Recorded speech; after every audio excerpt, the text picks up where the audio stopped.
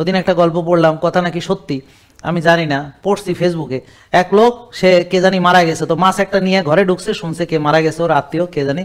তো ও কি করছে, আর খেয়াল নাই যে মাছটা ফ্রিজে ঢুকানো নাই, পাকঘরে রাখছে। ও কি করছে, ঘরের থেকে বেরোয় চলে গেছে। এখন যাই আটকে গেছে, এখন ফিরতে 4-5 দিন লেট হয়েছে।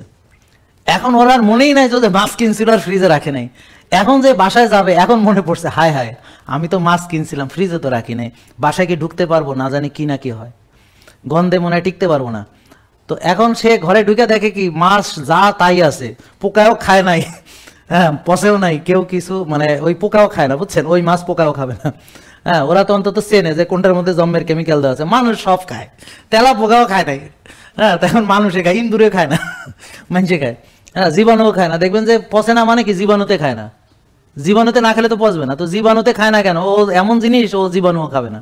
ওরা চেনে যে কোনটা খাওয়া যাবে, কোনটা খাওয়া যাবে না। মানুষ চেনে না, মানুষ খালি যা ক্ষতি হবে সে জম্মের খাওয়া খাবে, খায় খায় রুগী হবে, রুগী হয়ে ডাক্তার দেখাবে, আর ওষুধ খাবে, যত ওষুধ খাবে আরো রুগী হবে, তারপর ওষুধ বাড়বে, তারপর রোগ বাড়বে, তারপর অপারেশন করবো, হ্যাঁ, অপারেশনে টাকা, ইনসুলিন দিলে টাকা, বুঝতে পারছেন, সব টাকা টাকা, লাস্টে আইসিইউতে দিয়ে টিয়ে পরে বিদায় নিয়ে চলে যাবে।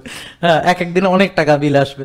তো এই হলো অবস্থা। নিজের ভালো যে বোঝে না, ওদের এই পরিণতি হয় তো দরকার, ঠিক আছে না?